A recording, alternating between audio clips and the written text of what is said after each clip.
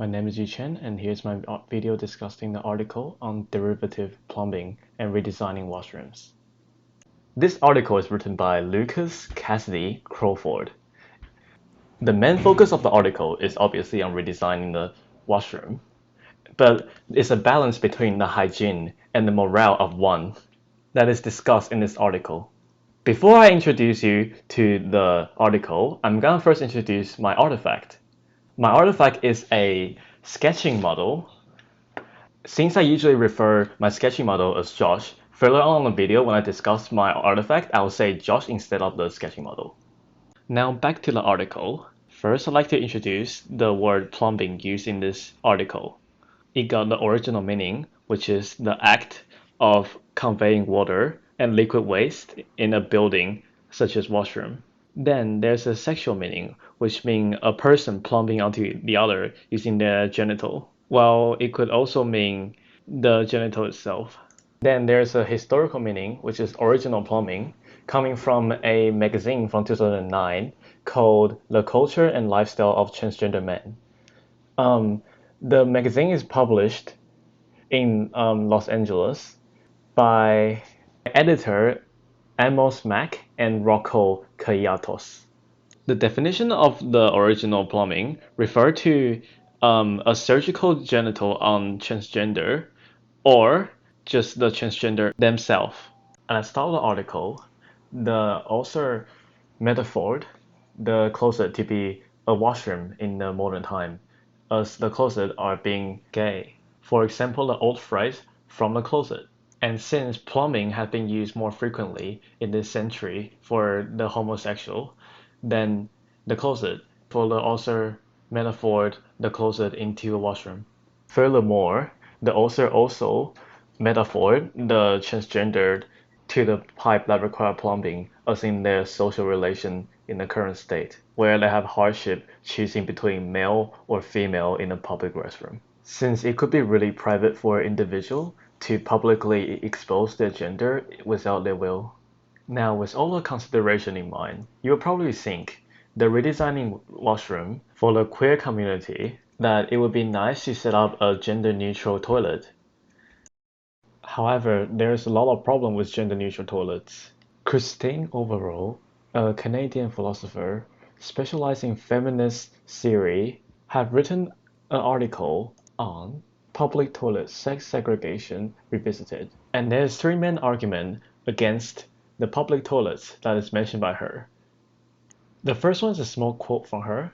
There is nothing inevitable or necessary about the practice or preserving privacy by grouping people on the basis of their putative sameness of genitalia. This concept is due to a prerequisite thought of women need longer time and greater privacy when they're in their public toilet. While that statement might be true, Christian overall still condemned the statement. Then there's a second statement that overall give. The potential risk that isolating women, children, and members of sexual minority may cause danger to them. A safety being a big issue for unisex toilet, here we come to the third point that overall make. That is the religious concern on the individual thought, which also include privacy and also can correlate to the second point. The privacy here is not talking about the privacy of the toilet experience, but rather the individual's concern on whether it is safe to entry and whether it is secure or not. Since safety and privacy being a big two concern of unisex toilet, therefore Christine overall are against gender-neutral washroom. Here I would like to bring back my artifact Josh again. Josh, as you can see, are gender neutral. Well, you can't really tell the gender of Josh, since it's just a basic structure of human, with only the joints being movable, you can't really tell the gender of it. I would like to metaphor it to any queer community people, as I actually named my sketching figure Josh on purpose. Originally, it was a gender neutral figure with human characteristic, but after giving the name Josh, it suddenly become a figure with male characteristic, or rather the society believed that he might be male. This is the same problem as unisex toilet. where people's privacy of information was lost when they're entering. Since it might be obvious for a person to enter a gender-neutral washroom to be transgender, this hidden effect on the queer society forces some individual to avoid using it. While people abandon the concept, a New York City architect, Diller Scorfidio, plus Renfro, rebuilt a restaurant called Brasserie. This restaurant claimed by the article to have a very queer design. Inside's washroom. Sadly, I cannot find a single image online of Brasserie's washroom, but due to the description of I can stimulate sort of the core concept that make it a queer washroom. Just to do a quick sketch of what the restroom look like. You'll start with the central wall, which is a hexagon wall, and then I will be putting the image here on the right, and then there will be a long orange sink down the middle. Also, image will be like that. The image will be from perspective from this way all the way down here. So you'll look, there will be a hole here, so the two sinks will be connected, and then the water will go down from here. And then there's where the bathroom is.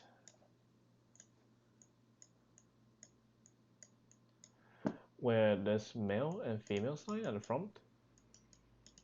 But the male and female sign are very vague, according to the article. And the entrance of the bathroom is also really vague, without a door, so that it gives privacy. After the short sketch, you may think that it is not private at all, due to the honeycomb wall is literally having a hole in the middle. And there's also another hole in the middle of the sink, so you can see through. But that is the point that the author is trying to make, that the privacy of a transgender person is not on the privacy of the physical self, but rather on the information. Another factor that influenced this washroom to be a queer design washroom is that the color choices as well. Don't you think that most of the restroom, public restroom, your private one, are all white and looking clean?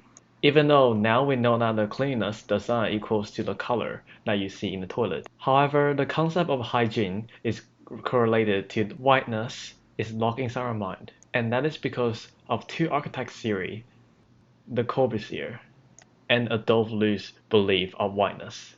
First of all, Adolphe Loos claimed that the overuse of color are simply degeneracy or degenerate. The Corbusier took it a step ahead and called that overuse of color are sedative, and it can be linked to diseases or curse. They also think that I think, therefore I am. This is a concept for the sink to go horizontally down in order to keep the hygiene correct.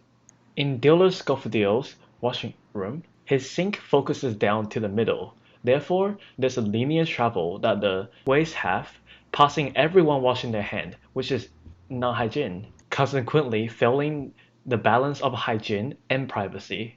These contradicting factors making washroom really hard to redesign into its perfection for any queer society.